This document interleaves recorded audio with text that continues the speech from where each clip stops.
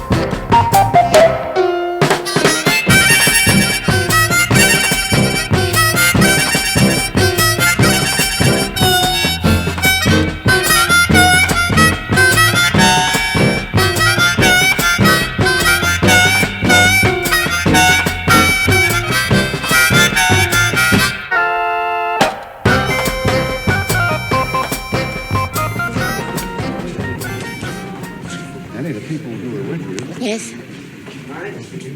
We all set? Everybody rolling? Everybody ready? Start. Ms. Kitt, is one of the problems involved here simply getting through to teenagers, understanding what their problems and their frustrations are? Well, I think it's more of the teenagers getting through to you, meaning the adults. The lack of understanding and the lack of communication between the adults and the teenagers. The teenagers feel that they are not respected, and they're not being properly represented, and they're not being understood. And I think one of our greatest concern at the moment, particularly with the Rebels for the Cause, is that we are trying to enable the fathers of our country, politically and personally, family-wise too, that we do have something to say. And we would like to have you stand still for a moment and listen to us, so that when you are making your city planning and trying to settle us emotionally, that you will understand what our problems are and the reasons why we behave the way we do. The problem of communicating, as you pointed out. How does the young person in the ghetto differ in his problems of communication? Well, we have a particular strong problem here in Washington, for instance, whereby the teenagers had something to say, but there was no father to represent them. So what we did was call up Congressman Buczynski and asked him to come down to where we were to listen to our problems. So in that way, we got communication. Is there a danger of promising too much in a program like this and then not coming through with jobs or better housing or better schooling? Well, this is also one of our main arguments, is that we don't want promissory notes anymore. If you say that we get a high school education and we've got a diploma for a particular subject, then we feel that we are entitled then to get a job after we have been educated. Ms. Kitt, how did you yourself become involved with an outfit like the Rebels for the Cause? Scotty, would you like to tell him how I got involved? Well, at first, when we were introduced to Ms. Kitt, she told us of ways in which she did not have the chance when she was a youth, and she had given us some ideas and factors that we thought that would help us very much.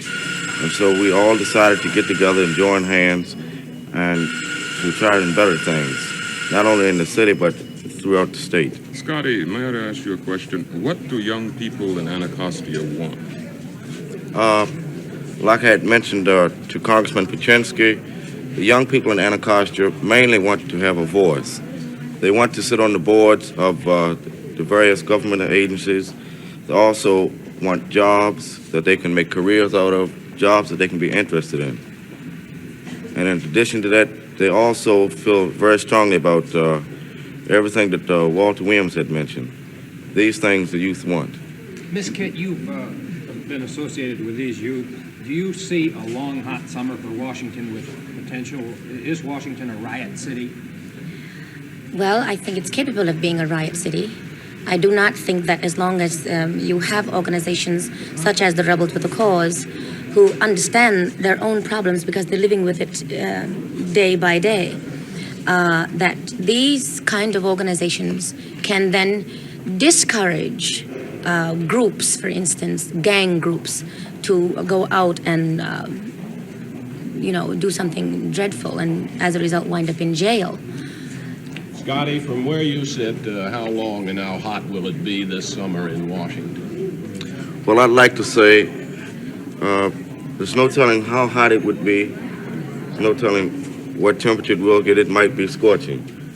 It all depends on the programs that are available this summer, and it all depends on whether or not the kids have a chance to be involved in these programs. How do you the feel planning. about the arrival of Stokely Carmichael?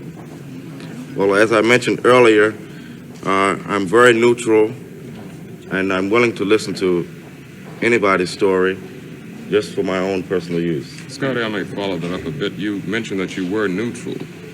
You have heard Mr. Carmichael, no doubt. You know some of the things that he proposes and promotes. Why do you use the term neutral? Have you made up your mind at all about Mr. Carmichael? Well, no, I haven't. I really feel that maybe Mr. Carmichael has a cause, just like the youth. They have a strong cause and a purpose. So I really can't dominize anyone from feeling the way that they do. Ms. Kitt, may we ask, were you a rebel when you were a teenager? I've been a rebel all my life. Ms. Kitt, it's fair to say that neither of us is a teenager now. Do you feel you can understand teenagers yourself, and why? Well, I feel I understand teenagers because I have never passed the stage of being a teenager myself. Why do you say that? What would you be doing if you were a teenager in a big city ghetto today? Well, I would be trying to find a place to get myself off the streets, such as, for instance, when I was a kid in Harlem, with the same kind of problems that these kids have around here. We had an organization called the Farmerettes that was organized and sponsored by the United States government. Of course, this was, a little bit after the war, and these things still existed, such as the farms outside of the city of New York. Now, any child who wanted to go work on that farm had to work but earn enough money to be able to pay for its own room and board. So in the summertime, I would register for this particular program, and I went out to the farms and I worked as a child. Ms. Kitt, you worked in several cities over the nation with this problem. If proper action isn't taken, what's going to happen? Well, then you're going to have a problem. You're going to have someone like Stokely Carmichael come in and be able to stir up the people, and then you'll have chaos. How do you feel about Stokely Carmichael? Thank you very much. Thank you very much. Thank you, Judge. Very impressive testimony. The situation in Washington this summer as a result of what you've heard at these hearings. And the rest of the country, if these programs are really carried out, then I think that we can have a constructive summer. But obviously, if we made a lot of promises and don't keep these promises, there's going to be, I'm sure, some very serious tensions, not only here but in other parts of the country. Mr. Chairman, what do you think the chances are that we'll be able to keep those promises? Well, it would seem to me that the resources of this great, rich country of ours should certainly make it possible for us to keep these promises.